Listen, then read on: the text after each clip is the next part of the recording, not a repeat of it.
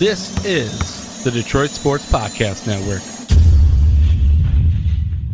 Michigan's worst loss in recent memory means this Saturday might be the most important game Sherrone Moore ever coaches at Michigan. Next on this week's episode of Michigan Podcast. There's going to be one team that's going to play solely as a team. No man is more important than the team. No coach is more important than the team. The team, the team, the team. Looks deep for Anthony Clark. Waits for it. Hit. Caught. They said you can't be Ohio State. Now what? Brady gets terrific. Throws it. And a touchdown. Knight again. Schultz just before Brazil got him. And a leaping interception by Woodson. Harbaugh back to throw over the middle. Caught by Collier at the 5 on his feet. Touchdown, Michigan. On its way. It's good. He's 5'7", 179 pounds, a junior at Michigan. But Jamie Morris packs a wallop, and he delivers for Bo Schembechler. And here's your first play. Pressure coming. Sack. It is Glenn Steele, number 81, who fought his way through the traffic. Option. And Robinson calls his own number, and he's going to score. Oh, an easy touchdown for Robinson and Michigan.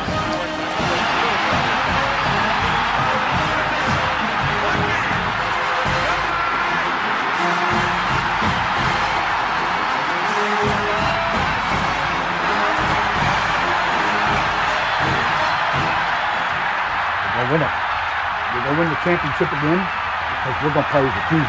And when we play as a team and the old season is over, you and I know it's going to be Michigan again. Michigan.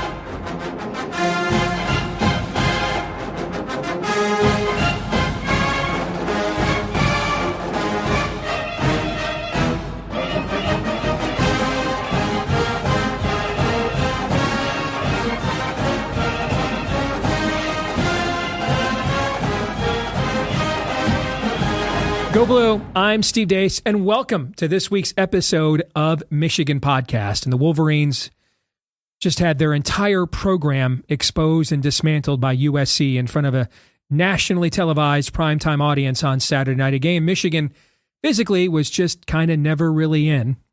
And it was way closer to 45-13 than it was a Michigan victory. Remember, USC turned the ball over twice inside Michigan's 10-yard line. The Trojans only punted once per half. They were giving up 27 points per game to offenses not called Missouri State. And yet, Michigan couldn't get out of the teens. And then there's the Michigan defense, which tackling was optional, an option that the Michigan defense rarely chose, to the point that senior captain Rod Moore, when asked his thoughts after the game, just repeatedly kept saying over and over again, we have to tackle better, to basically every single question. So there's a lot of problems here coming off of this game. There's three in particular that I want to cite. Three in particular that I think are tough not to notice. Number one, Sherrone Moore wasn't at Michigan's two best performances of the 2025 season thus far. Wasn't there for Central Michigan, who's awful, but that's the most efficient, consistent the offense has looked all year. And then wasn't there for the road win at Nebraska. Huskers are now ranked, by the way. Michigan's not. Sherrone wasn't at either one of those games. Number two, from what I've seen thus far, this is the worst combination of blocking and tackling Michigan team in the non-COVID year since, I think, Brady Hoke. I mean, Michigan had moments under Harbaugh before things really kicked into gear towards the end against an Ohio State, or an Alabama, where they look like this. But this is USC, who's maybe a mid-league team in the Big Ten, whose physicality Illinois tested and bested, and USC absolutely bullied Michigan and took Michigan's manhood from them. And then number three, Michigan consistently starts slow under Sherrone Moore. In fact, in 7 of Sherrone's losses here as a head coach thus far, the opponent has scored first in 6 of them. So what does all this mean? Well, looking at this game, and talking to friends of mine and people I know, there's two options on the table.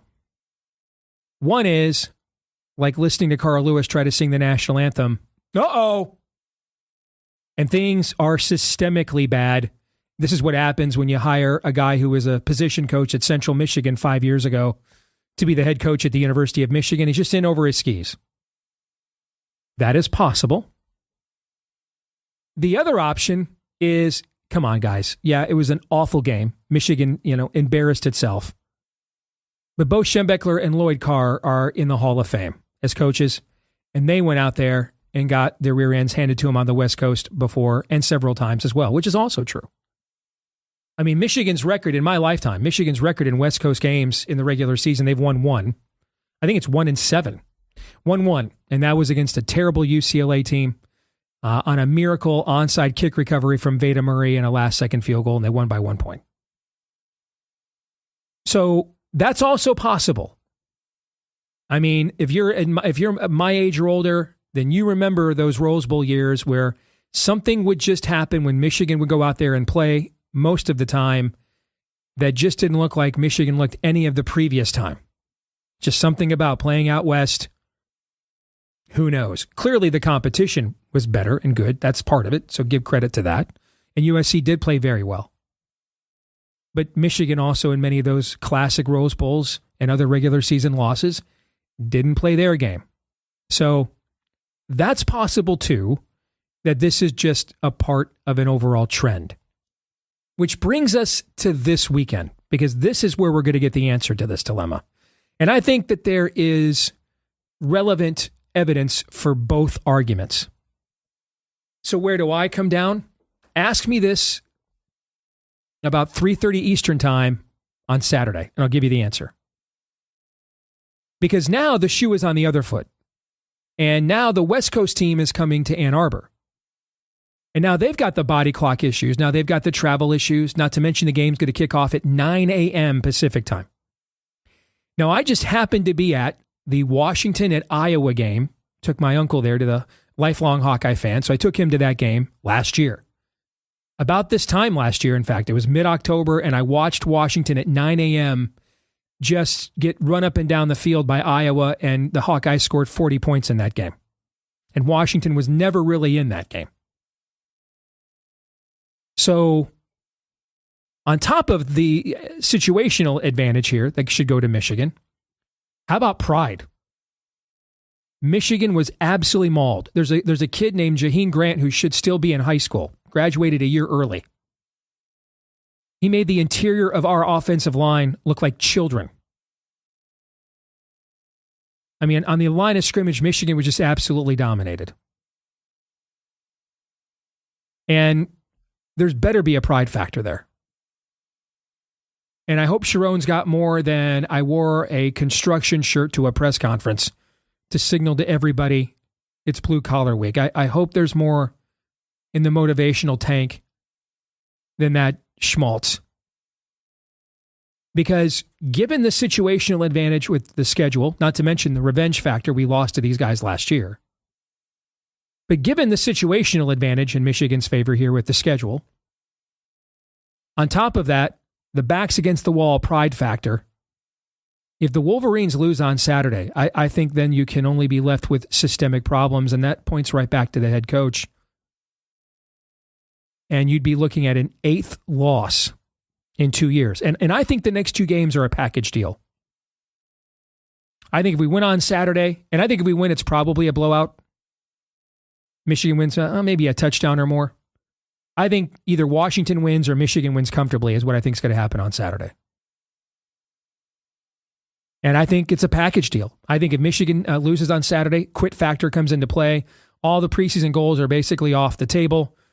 And you just have to wonder where the headspace of much of this team is at heading into Michigan State, who will have, their whole season made by beating Michigan, and then they can fire Jonathan Smith after that. On the other hand, I think if Michigan wins on Saturday, I think they go up to East Lansing on Saturday, the following Saturday, likely a night game, and take care of business. So I think Michigan's either 6-2 and back in the rankings and somewhere on the periphery of the playoff hunt, or 4-4, and people are going to start noticing that the head coach doesn't have much of a buyout. Well, Steve, Ward Manuel is not calling the shots, guys. The people stroking the checks call the shots now. They call the shots now. They make decisions now. Just like your politicians are stand-ins for the big donors writing them checks, your ADs are now stand-ins for the donors writing them checks. Larry Ellison didn't stroke those big checks to Bryce Underwood for him to look like he was regressing on Saturday night. I mean, you thought you got some texts from your buddies ragging on you, mocking on you for the way your team was playing. What do you think Larry Ellison's texts were like with his billionaire buddies? Bro, you paid for this? What's this joke? No. The money guys, they're not paying for these kinds of performances because that was an embarrassment. Absolutely embarrassment. I have to think, I'm trying to think of the last time in a non-COVID year or against Urban Meyer or Ohio State. So, one of the all-time greatest coaches in the history of the sport. That Michigan looked that bad, and I think you have to go back to the Hoke era. Where you're like, having Kansas State do that to you in bowl games. Minnesota's doing that to you in your own stadium. That's how bad it was. But was it just the West Coast one-off? Or was it, we're going to find out against Washington on Saturday. Let's find out what our good friend Mark Rogers thinks when we come back. Folks, the best way to support us here at Michigan Podcast is to do so via our Patreon page, patreon.com/Michigan Podcast. We are posting picks there year round, whether it's Major League Baseball, whether it's college basketball, whether it's the NFL, and of course, college football. Our win total best bets, you would have gotten those, for example, before the market moved. About half the books in the last few days moved on Texas under 10.5 down to 9.5. If you were following us on Patreon when we posted that, you would have gotten that before that number moved, right? So we give you all kinds of great data and picks, PGA major picks as well. We've cashed 8 of the last 11 majors in professional golf. So if you want to support us on our Patreon page, it's just $10 a month there at patreon.com/Michigan Podcast. That's right, just $10 a month. Patreon.com/Michigan Podcast. That's patreon.com/Michigan Podcast. And thank you so very much if you're one of our supporters already. All right. Let's get maybe a more reasonable, maybe a less reasonable take. You never know when you're dealing with the last quasi-reasonable Buckeye left in America. Our good friend Mark Rogers joins us here for the 10-Minute War. Good to see you, brother. How are you? Good to see you, Steve. And things getting back to normal in the Big Ten, other than Indiana. But seeing Michigan lose these games, why do I trust this team and this program and this coach? You set it up before the Oklahoma game. You told us exactly what was going to happen. I said, no. Michigan is going to go in there like a battering ram, and they're going to beat Oklahoma into submission. Despite that defense, fourth quarter, lean on them, going to wear them down. That defensive front's going to take care of business. And then I was stupid enough to think the same thing was going to happen in Los Angeles last weekend. And what we got was kind of a different version of what we used to see when these two teams used to get together, Pete Carroll, Lloyd Carr in the Rose Bowl back in 2003, 2007, where Michigan was supposed to be more physical and tougher and bigger and stronger. But USC proved that they were just as big, strong, and tough, but they obviously had the athleticism as well. So we got a different version, I think, of those two games. That's what was running through my head watching that second half. Well, that's a great segue to where I was going to go, because it's almost as if you sat there and watched my opening monologue here in the last segment, Mark, because in my peer group right now, there is a great debate happening, particularly among those of us who are in the older generations who remember how many years. I mean, Michigan has not won a regular season game on the West Coast since before I was born, 1972. Except for that one game against UCLA where Veda Murray picked off an onside kick. That UCLA team ended up being 4-8 and was basically the end of the Terry Donahue era. So, I mean, we're 1-7 in West Coast games in the regular season. So there's this notion that something happens to Michigan when they go out there, whether we're playing in, Husky Stadium, Autzen Stadium, Coliseum, the Rose Bowl, and just it's the West Coast one-off, or these are systemic problems with the program. I think there are very strong arguments for both sides.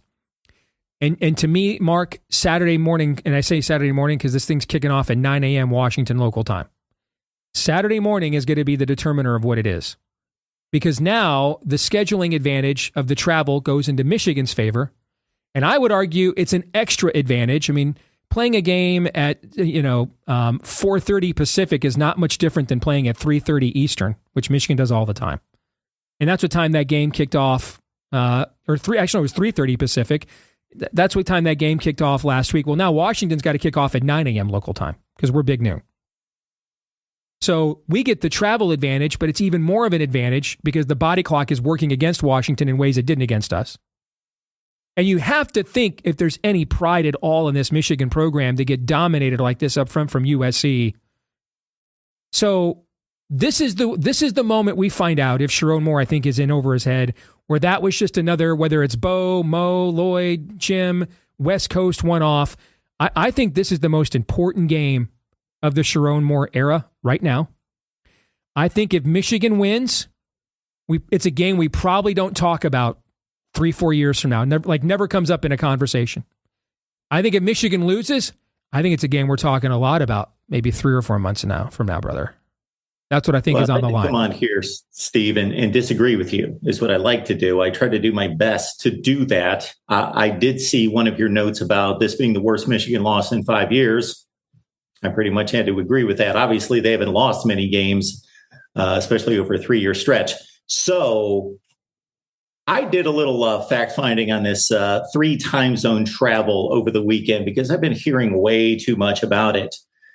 These athletes are catered to in every conceivable way on these trips. And I'm not saying that there's not such thing as jet lag, although I've never experienced it myself, traveling to the West Coast. I get it. But why is it always about the East time zone teams traveling to the West when, as you just mentioned, the initial trip is more difficult for the West Coast teams to come east? So 13-8 is the record for the home teams in these situations. Actually, with that UCLA Michigan State, I think we go to 13-9 for the teams at home. So that's a reasonable expectation of what the home team should win in a Big Ten conference game. So that's the record going back to the beginning of last season. So I think it's fairly inconsequential. Is it an advantage? Yes, it's always an advantage playing at home.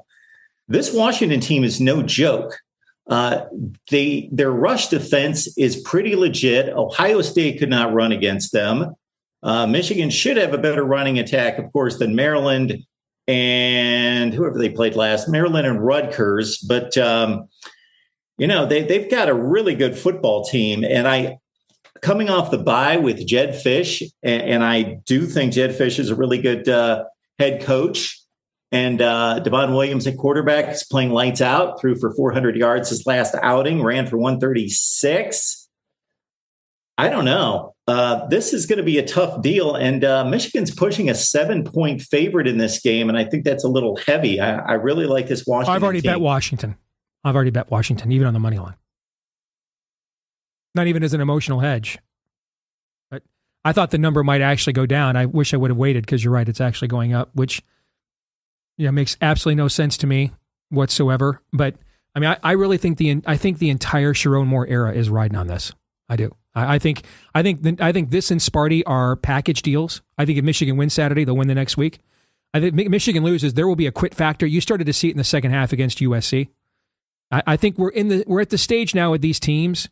It's a little bit like what you see in the NFL, Mark, where teams who had expectations in the beginning of the year, when it's clear in like late November that they're not going to make the playoffs, they go from like 500 to like 6-10. Well, 6-11 now, right? And then there's, some young teams who got their, faces caved in early on. It's like the Lions and Campbell's first year. You were like 1-11 or something. You won your last 2 games. You win a few at the end. You're going to start seeing that now. All right. Guys are going to start, talking to agents. Who's in the portal? Where should I go? Should I sit out the rest of the year? What should I do? Absolute quit factor, particularly when you got a 3rd loss and it's the middle of October. You're done. Your season's over. It's irrelevant. And so I think these are package deals, these next 2 games for Michigan.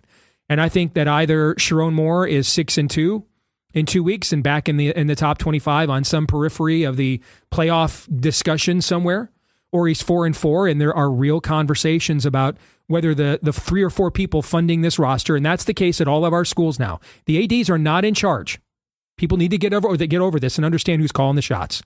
The guys, just like donors in a political party, are writing the checks and get what they want.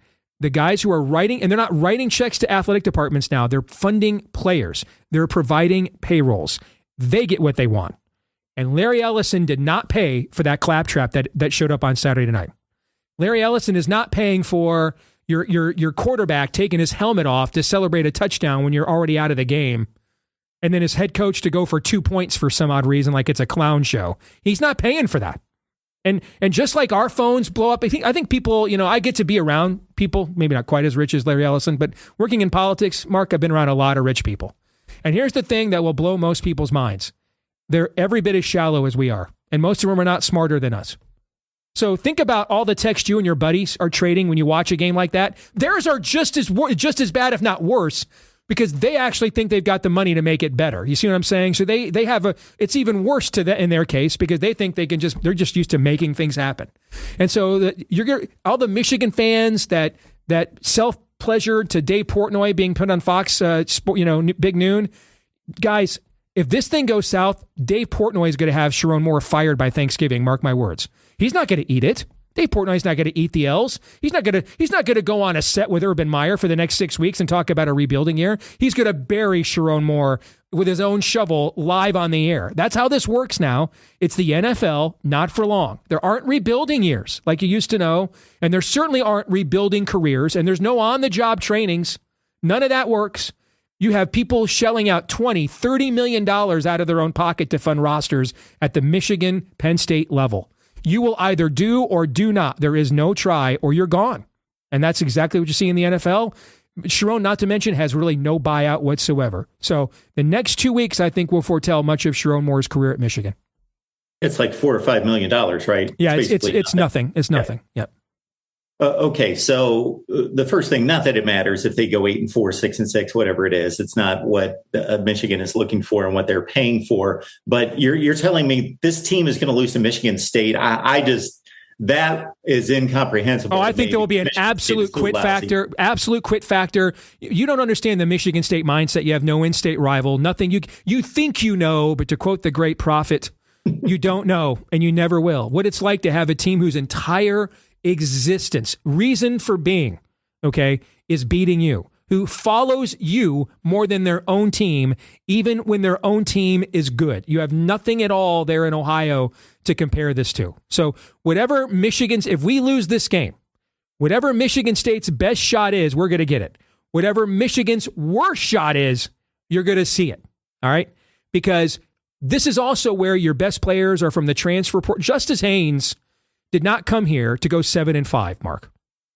He doesn't give a rip about beating Michigan State, so you go to the Duke's Mayo Bowl instead of Detroit. He's not playing in either one of those games anyway, Mark. He doesn't care.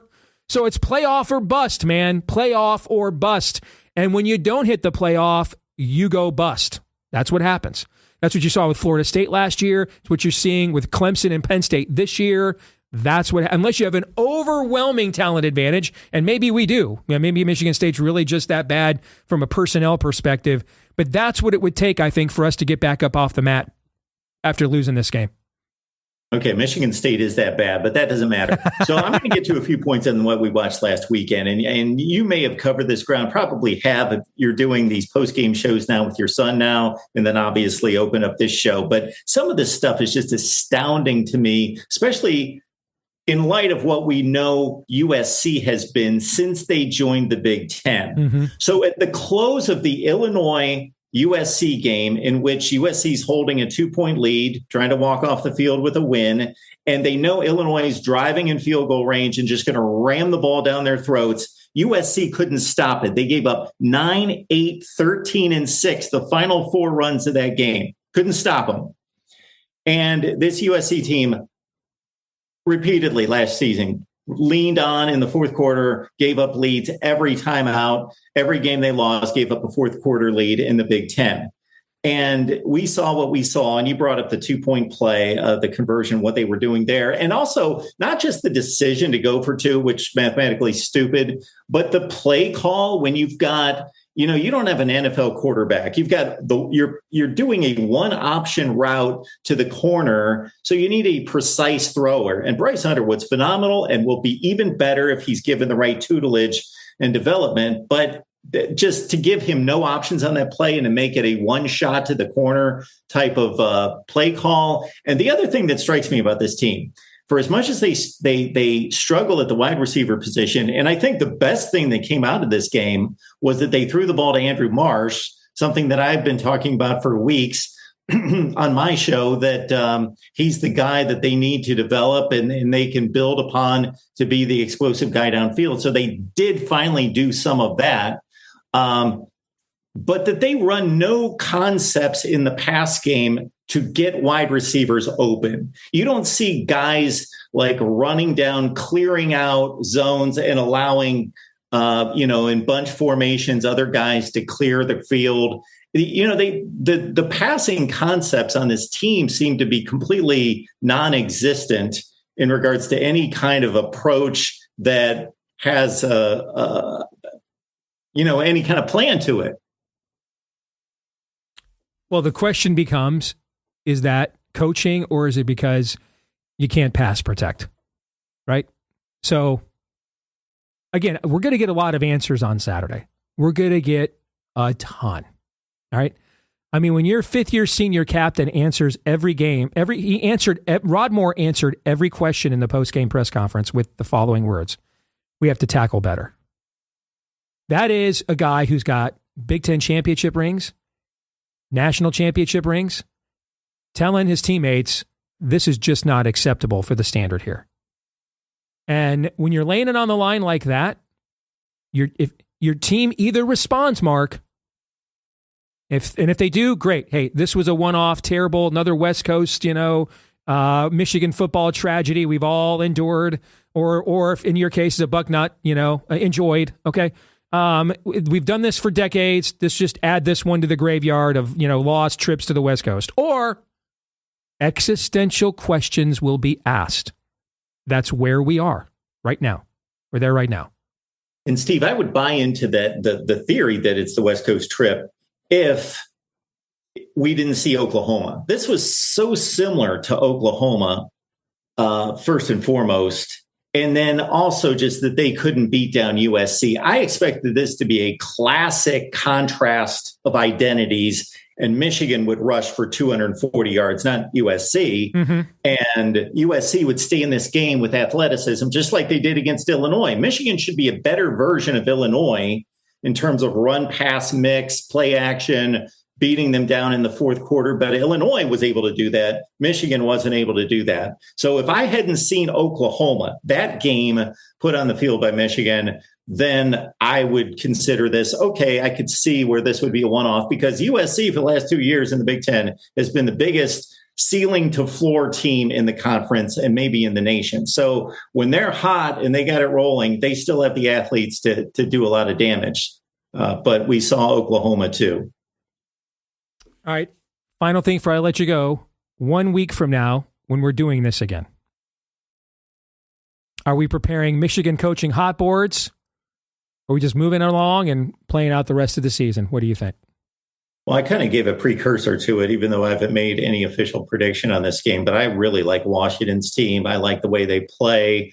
I love that they came east against Maryland, and I know Maryland's a flimsy football team, but to come back from 20 down in the fourth quarter and get it done there, they played great in the second half when Rutgers, again, Greg Schiano, the way he coaches, he has his teams always prepared. They shoot out with the early lead, and then Washington. Now, can they do that against Michigan? They actually probably can get away with it, but they shouldn't dig a hole at Michigan like they did against Rutgers in Maryland. But I really like Washington to win this game.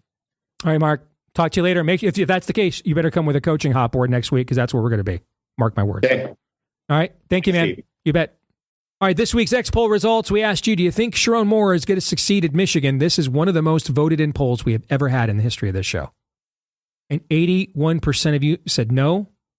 19% of you said yes. We're going to take this exact vote again next week after the game, regardless of result, and see what it says and compare it to this week. Because that's how much I think is riding on this game next week. I think a ton is riding on this game. Which brings us to our feedback of the week in response to my 3 things hard not to notice. Richard Fitzwell says Cignetti to Michigan is the only way. I don't think there's any chance of Cignetti coming to Michigan. It could be argued he has a better job now. I don't think there's any chance Cignetti's going to Penn State.